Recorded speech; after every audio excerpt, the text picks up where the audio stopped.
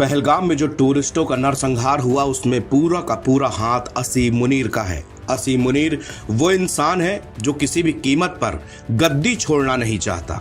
इसके लिए वो दो मुल्कों को युद्ध की आग में झोंक रहा है। क्या आपको लगता है कि मुनीर को यह पता नहीं होगा कि अगर हम भारत में इस तरह की साजिश रच रहे हैं तो भारत कड़ा प्रहार नहीं करेगा?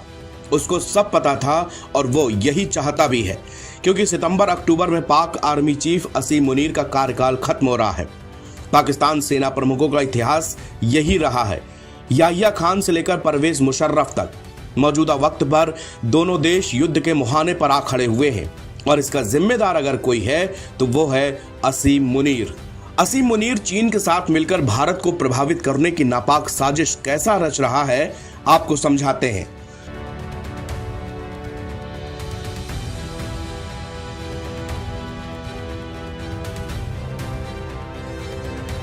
साउथ एशिया में किसी भी वक्त एक बड़ा युद्ध छिड़ सकता है।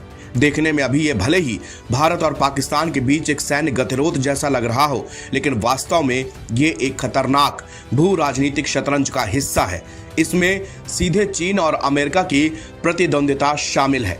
यह केवल स्थानीय संकट भर नहीं है, यह असल वैश्विक शक्ति संतुलन को साधने के लिए महाशक्तियों की प्रतियोगिता भी है।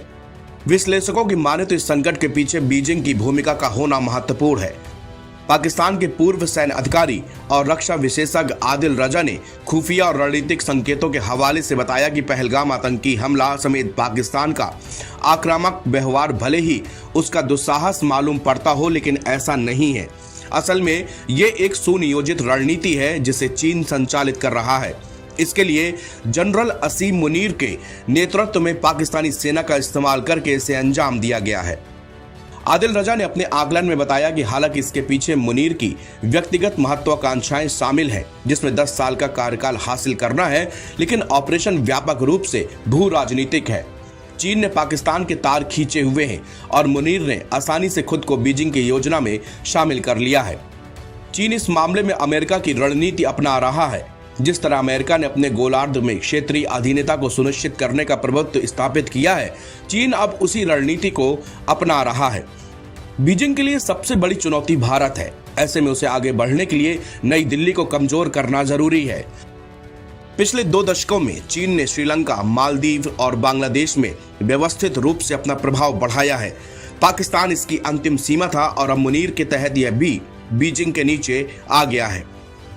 चीन का 30 साल का औद्योगिक प्रभुत्व अब खतरे में है और असली चुनौती जापान या दक्षिण कोरिया नहीं बल्कि भारत है।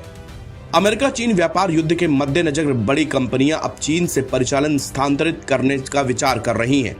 ऐसे में युद्ध भारत को विनिर्माण के विकल्प के रूप में अव्यवहारिक बना देगा।